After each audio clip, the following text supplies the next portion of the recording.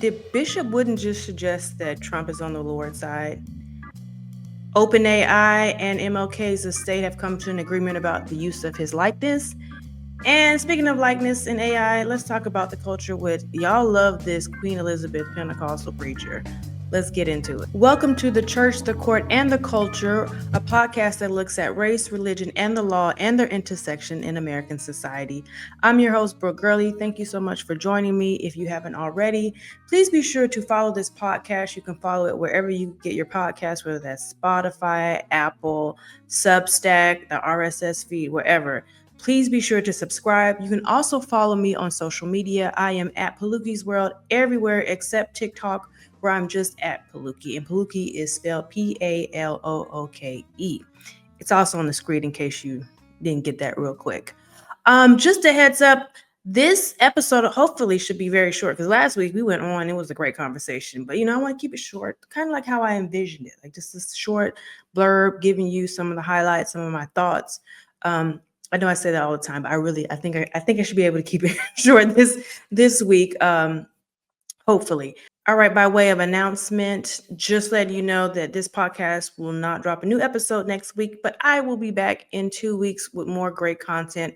Probably will have another guest, so be a little extra to, hold you over for my absence, or to give you extra because of my absence, I should say, even though y'all probably are still watching last week because it was really good, the conversation there. But anyway, so not next week, you won't see anything new, but in 2 weeks, I will be back with fresh content for you. All right, now that I have gotten those housekeeping matters out of the way, let's get right into it. Like I said, I'm trying to be brief. I'm trying to see.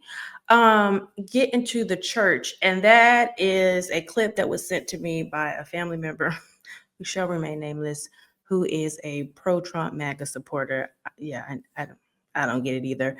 But anyway, he sent me a video of someone else's video making commentary about Bishop Wooden. Now, if you don't know who Bishop Wooden is,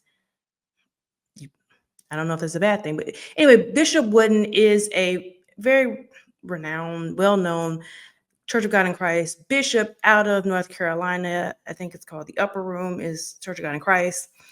Anyway, very known for his conservatism. Like during June, they were waving a Jesus Pride flag in the sanctuary. So anyway, he's known to say these very conservative and somewhat just kind of inflammatory comments. And in this clip, he says, if the only way to be authentically Black is to be Democrat, then Black people are the dumbest people. Right. He's like, that's crazy. Every other group, they can be, Republican or Democrat and still be authentically whatever their race is. Black people, that's not the case. And then he goes on to say, it's the Democrats that are for, and he talks about two issues, LGBTQ and abortion, and said you'd have to dismiss most of the Bible to be a Democrat, right? That's crazy. Now, if you want to talk about who's on the Lord's side, then he mentions 45 and 47, President 45, 47, who's trying to be the king. He mentions his name. He says, like, under him, he signed an executive order protecting Christians. Under him, you have a rise of Christianity. And I just wanted to sort of sit and sort of unpack and discuss just that blurb. It was just a short blurb, obviously, of what he said, and sort of at least say where maybe I agree, like, because there are points where I'm like, okay, you're right at your initial premise, but everything else, it falls apart very quickly. So what do I think? I think he's right. I will back up and say he's right that if you think the only way to be authentically Black is Democrat, that's wrong. Obviously, that's wrong. I'm not a Democrat. Well, no, you're like, what? I'm not a Republican either. I'm neither party. I don't have any political affiliations. But I agree. Yes, you don't have to be a Democrat to be authentically Black. That is just one measure and one metric of what it means to be Black. However, I don't think that the natural conclusion is therefore be a Republican, because again, I'm not a Republican. I'm not a Democrat. I think it's kind of like, what is your reason? What's the main motivating thing for you? And go wherever that political party is.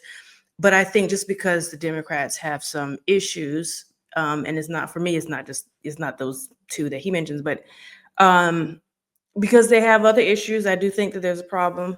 That doesn't mean you go to the other side that is very much blatantly working against you. It's the Republican members, for example, on the Supreme Court, who are working to dismantle the Voting Rights Act, which I may get to not next week because I won't have an episode, but in 2 weeks. But I think you have the Republicans is currently at this time of the recording of this podcast in shutdown. and they are allowing it to go forward. I'm not saying the Democrats couldn't do some kind of maneuvering, but they are also the ones who are trying to deny health care or make it very cost prohibitive to have health care. So I don't think that the solution, again, to Wooden's point, is because the Democrats, you think they have problems, means you have to go to the other side. To the degree he was saying that, I just reject that. It's like, that's absolutely absurd, particularly when it comes to issues of race. You have Republicans who are, like I said, very problematic history. Now, of course, people go, oh, no, but it was, Lincoln was a Republican when he freed the slaves, which is like, he freed some slaves with the Emancipation Proclamation. It was the 13th Amendment that actually freed the slaves, and he was assassinated by the time that was actually ratified. So he didn't free the slaves at large. So there's that misnomer. And then there's also like, oh, and MLK was also a Republican. Yes, those two were Republicans. But to just look at sort of the party name and not look at the history and how things actually, really you should focus on is who are the conservatives, who are the liberals or the progressives. That flipped with parties, right? So during the civil rights movement, when JFK called Coretta Scott King, when Dr. King was in jail, that's when you have this flip where the Democrats, which were conservatives, become more your party of your liberal and progressives, and the Republicans become the party eventually change into the party of the conservatives. And that is the key here. So yes, if you're looking just at names, sure, but ideologies flipped in the parties. And so you have different parties too. So just pointing to the fact that Lincoln was a Republican, Dr. King was a Republican at some point, just completely misses the history that actually goes into the flipping and how. And this is something to keep in mind too, why you can't always just use names as proxies for ideas. You actually need to do some investigation. What do you believe? Yes, you have the same name as before, but are you in fact the same party? And the answer is no. Like I said, there was a flip, a change in the ideologies from your Dixiecrats, Democrats, and your Republicans, your radical Republicans from the 1800s, to what you have now. Definitely when you get into Nixon and Reagan and what we have currently, it's not the same thing. The party of, I don't even know if you can call what's going on now with this president, the party that he has. I don't know, it's something else. But anyway, I'll go with Reagan. The party of Reagan is not the party of Lincoln in name, but not in ideology and the things that they were working for. Very different, very different. Reagan was very much about eroding civil rights and putting people like Clarence Thomas in charge of the EEOC, because you know that they're, even though they have the skin color to match, their purpose and their push is not actually going to be beneficial for the law. So anyway, so that's just one other critique. I know people like say, oh, well, it's the same party, blah, blah, blah. So why aren't Black people there? Again, because at the end of the day, we are very much aware of who's trying to hurt us and who's trying to harm us. And unfortunately, I would think it's probably more if we are aware of who's trying to actively harm us. So we're not going to support them. And so we're going to go to the people who aren't trying to actively harm us. And again, I think there could be more strategy going into that. Like I said, I'm not a Democrat, and there are reasons for that. But I think to assume, therefore, you should be a Republican, as Wooden is implying, is also crazy, right? So I believe that's wrong. I also, just like he says, it's stupid or it's dumb to think that you can be authentically Black only by being a Republican or only by being a Democrat. I think it's also equally absurd to say the only way to be authentically Christian is to not be a Democrat, or even more forcefully say the only way to be authentically Christian is to be a Republican. Because again, that's just equally as crazy. And he says, again, he mentions only two issues, because that's when it comes to a lot of these conservative evangelicals, it's two issues: LGBTQ issues and abortion. Right? And he's like, those are the most things. You have to ignore most of the Bible to be a Democrat. Well, those are two issues, and that's not most of the Bible. And he says, of course, what's more important than life? Yes. So let's talk about it. Kidnapping people and sending them off to countries they don't know about. That's also about life. It's not just the death through abortion for him. It's the death of a child, but it's like, what are you doing with the life when it is here? You're kidnapping people. You don't care about their health care, that they receive proper health care. You don't care if they're receiving assistance. You want to demonize people. You want to lock them up. Yeah, life is important, but life isn't just what happens in the womb. It's actually what happens outside of the womb. If you don't care about what's happening then I don't know if you really are pro-life or you just are pro-birth. Like, I don't know what, you got to care about it all. It can't just be restricted to what's happening in the womb. And if that is the case, then I think that this notion that in order to be a Democrat, you have to ignore most of the Bible is just not accurate at all. And I think the same critique could be said about Republicans and the way that they actually are going about their social policies. But anyway, at a minimum, like I said, I think it's absurd to say that the only way to be authentically Christian, which is what he's saying here, is to not be a Democrat. Right. You got to look at the totality of what's going on. What are the things that Jesus cares about? What are the things that he calls the weightier matters? How we treat each other? Is it a just system? That all goes into life. And how do we treat life? And Wooden's comments, again, just completely sort of ignores that because he's focusing on these two issues, but he's not being more broad. He's not looking at other things. And I think if people looked at issues holistically, and I just narrowed in on these two things, and there's even a history about why abortion became an actual rally cry for evangelicals and the political manipulations that went into that. But I think if we really actually press people for all the things that are concerning to us, then you probably wouldn't have this situation where you have these two-party systems. You may end up having a third party that's actually viable if you don't just stick with people who are just focusing on narrow issues. But again, I just think that Wooden's his whole post misses so much about how we should just not, again, be narrow in our scope on what it means to be Black, but also what it means to be a Christian. We're not tied into any political party. Just like he's saying on the one hand with race, we shouldn't be beholden to one political party. It has to be true when it comes to what happens with our on our religious side, right? If you're going to be Christian, maybe you're one side, maybe you're not. But I'm not going to say you can't be authentically X, Y, and Z just because you're a Republican or because you're a Democrat. Now, Wooden also said something that was interesting, which is that you don't like this man, Agent Orange, but under him, he said he signed an executive order protecting Christians, and more people are becoming Christians.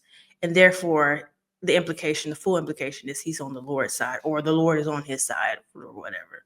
Or he's on the Lord's side. He's working on the Lord's side. And I'm just like, first of all, and this is really the main point that I was trying to bring up, is that first, what executive order, what protection do Christians need in America? There may be some countries where they need protection. America is not one of them, right? We are not being persecuted. We are not being martyred. I know people want to bring up Charlie Kirk. We don't even know who shot Charlie Kirk and why they shot Charlie Kirk. That kind of just disappeared. But the evidence shows that it was an internal matter, right? Like it's just conservatives from the person that they got, right? That there's nothing that shows that he was actually martyred or killed, martyred in general, but are killed for his religious beliefs. That's a narrative that people want to push, but there's just no evidence of that at this moment. But Christians are not being persecuted in the way that you saw during the early church, for example, or the way that you see in other countries. So what is he doing when he signs an executive order to protect Christians? That's just performer.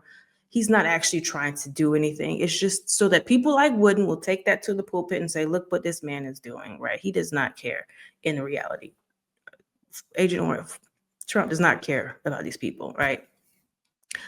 So there's that issue, which is like that. Why is he doing that? It's superfluous. Like there's no attack here. I'm not saying that there aren't points with the First Amendment where there's tension, where you have the free exercise versus establishment clause tension that people raise. But en masse, Christians are not being prosecuted or persecuted in this country in a way that needs an executive order to protect them, in my opinion, right? Also, this idea that there's a rise in Christianity amongst the Gen Z and it's like in some millennials. I've seen different articles supporting that, like the Barna Group put out information suggesting that. But then I wonder if you peel behind that, one, when did that start? How much is that tied to what happened in COVID, right? I think COVID was kind of like this wake-up call where people were like, there has to be more, something, like this can't be it. I need to pull on something bigger than myself. There could be that, but also I wonder, and I didn't see it, I just had a chance to briefly try to look, what is the connection with the rise in people returning to church and Christianity, and actually the rise in Christian nationalism? Because the article that I saw in the New York Times about this mentioned how there's more men going to church than women. And that to me would hold with this rise in Christian nationalism. So are we really seeing a rise in true believers, people who are actually trying to follow Christ? Or are we seeing a rise in Christian nationalism, which is really going back to, and linking itself to white supremacy? And so it's really that is what you're seeing happening out, but it's playing itself out in the church, because there's often a lot of conflation between to be Christian and to be white. If that is the case, then what we see here with the rise with Donald Trump's second term is not actually a positive thing. It's actually something to be concerned about. And so Wooden pointing that out to me is not a positive thing. It is something that he should step back and go, okay, why are people returning, and who's returning? Why are they returning in these numbers? And is it something that's actually going to be a problem down the line? Because otherwise, I mean, don't get me wrong, I'm happy if people are actually returning to the church, or maybe going to church for the first time. I think that's a positive thing. I just suspect that what we're seeing is not, in fact, just that. There's something else going on, and has racial undertones, and that makes me a little concerned, especially if people are pointing to that as a good cause for why we have such a terrible president in office. But those are my thoughts. Went much longer than I thought, but let me know your thoughts. Maybe I'm just like always like, oh, Brooke, you're always seeing whatever. But leave me a comment either under this video, or you can hit me up on social media. Like I said, I'm at Palooki's World everywhere. I would love to know, what do you think about this? Do you think Bishop Wooden was right? Or if you be like, it's Bishop Wooden, come on. Whatever it is, leave me a comment and I'll check it, and we'll hopefully be in conversation about that. All right, now that we have gone through the church, I want to get into the court. And this actually isn't a court case, but the law is implicated in this, right? It is a copyright kind of likeness, all of that intellectual property is implicated in this. And that is that there was a statement released recently by OpenAI and the MLK estate, so Martin Luther King Jr.'s estate, with the use of his likeness in the new Sora app, or a program that they have. And apparently this is an invitation only app that you can have. And people, since it opened, have been making crazy, racist, offensive videos using Dr. King's likeness. And that, like I said, that is something that is usually protected by copyright or intellectual property. It's their right. And so his estate has the right over his likeness. And depending on, and I don't know where the state, I would imagine is Georgia. Each state has their own different copyright rules around that. And like some states, for example, like California, the estate can control one's likeness for up to 70 years after they pass. And so you still have a right, when basically your likeness is that if it's me, you cannot use an image of me without my permission, right? You can't just take my picture and post it somewhere, and you can't use it to go sell anything without violating my copyright, my intellectual property, right? So the King estate basically sent a note, I would imagine, or sent something to OpenAI and is like, look, this is very offensive. Take it down, stop them. So as a result, last week, OpenAI, like I said, and MLK's estate released this statement, and it said, the state of Martin Luther King Jr. Incorporated and OpenAI have worked together to address how Dr. Martin Luther King Jr.'s likeness is represented in Sora generations. Some users generated disrespectful depiction of Dr. King's image. So at the King's Incorporated, and that's what they have as the estate's request, OpenAI has paused generations depicting Dr. King as it strengthens guardrails for its historical figures. While there are strong free speech interests in depicting historical figures, OpenAI believes public figures and their families should ultimately have control over how their likeness is used. Authorized representatives or estate owners can request that their likeness not be used in Sora cameos. And that's what they call whenever you put your own image in a video, a cameo. OpenAI thanks Dr. Bernice A. King for reaching out on behalf of King Incorporated and John Hope Bryant and the AI Ethics Council for creating space for conversations like this. And I actually saw this statement on Bernice King's Instagram page, where she was just like, this has to stop. It's disrespectful. Please stop using my father's image. And what's fascinating to me, because I read too, with Robin Williams' daughter was like, stop sending me these videos of my father. This is not what he wants. But apparently, the way, and if you, as you heard in the statement, the way that OpenAI is doing is like you have to request us to stop. Otherwise, it's kind of like ask for permission, ask for forgiveness later, do whatever, and then we'll fix it later. They're trying to put these guardrails in. But if one does not ask, it seems like they're not going to automatically put these guardrail in to stop people from using these cameos of other historical figures. It's interesting that they said that there is a First Amendment right. True enough, right? You can certain things you want to say. However, there's also, like I said, the intellectual property right of the likeness of someone, or the state having the IP over someone's likeness. So there's a tension here. Potentially, I don't know if this will ever go to court. I could see this easily going to court if a OpenAI does not come to an agreement with an estate, how they could probably sort of have the courts further flesh this out. But I just thought it was very fascinating that they agreed to do this, and that I'm glad that Bernice King asked them to do this because, like I said, it was very disrespectful, some of the stuff that I saw. But I'm glad that they're doing this, and I wonder if other people will go and ask for other things, which actually kind of leads, and normally I break off my church, court, and culture, but this actually is a great segue into the culture, which is these videos. I don't know if you've seen them, of Queen Elizabeth, and she's up in the pulpit preaching like a Kojic. And if you don't know Kojic, that's Church of God in Christ, or basically a Pentecostal preacher. She's speaking in tongues, and she's like, I feel my help coming along.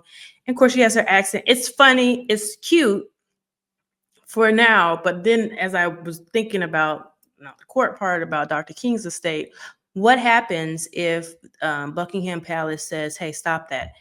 Obviously, I think that the way OpenAI is going about things, they will probably stop, and people like this is just jokes or whatever. I can foresee this eventually ending up in court. But I think what also was curious to me is the fact that this is just invitation only. So who are you inviting? Why are the people you're inviting feel the need to disrespect Dr. King?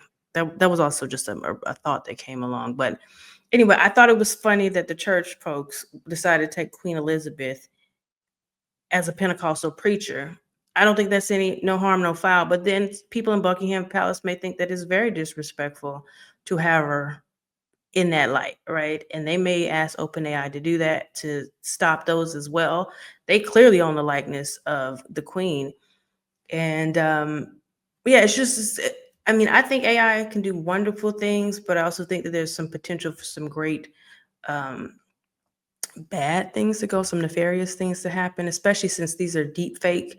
Thankfully, we know that none of these videos are real. Well, I should say we know, but maybe some people don't know that.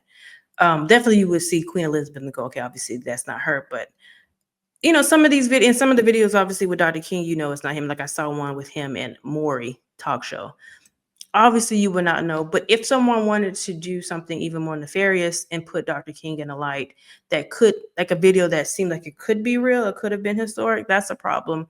And I do think that we have, at least OpenAI has an ethical responsibility to address these issues, because you're putting out misinformation in a way that is harming someone who's long gone, who died at the hand of an assassin's bullet. It's just like we have to do something and use this technology responsibly. And I think right now, from what I've been reading, OpenAI is kind of like, until you tell me it's bad, I'm not going to really do anything about it. I mean, it was working for them, and they're very successful. But we do have an obligation, though, as a people, to hold them accountable, like Dr. King's estate did, and to keep pushing for these guardrails. So, like I said, it'll be interesting to see.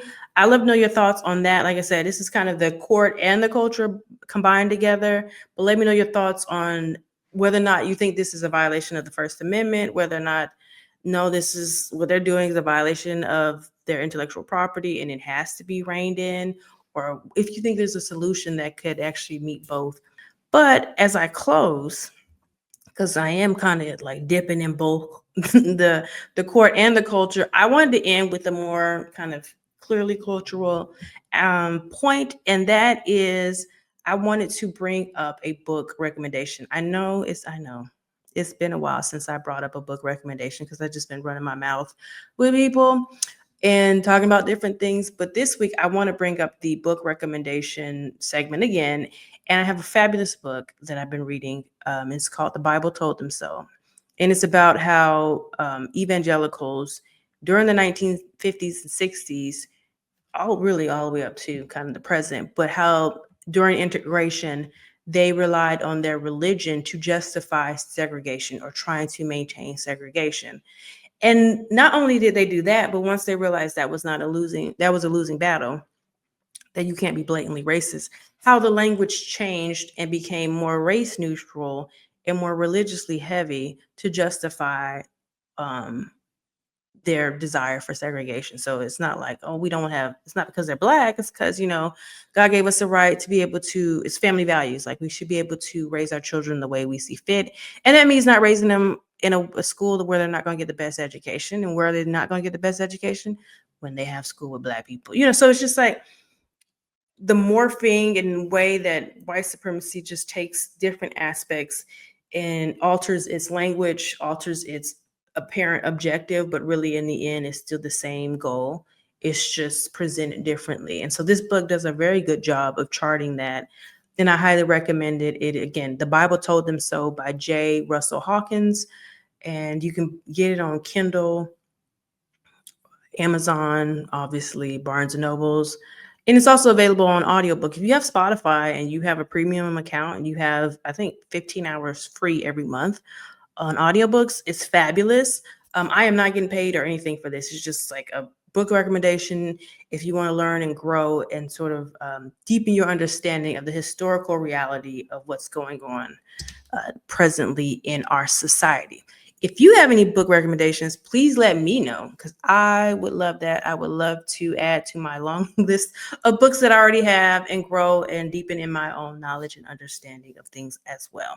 Well, thank you so much for joining me. I think despite what I was trying to do, was still longer than I anticipated. But I thank you for chugging along with me on this week's episode.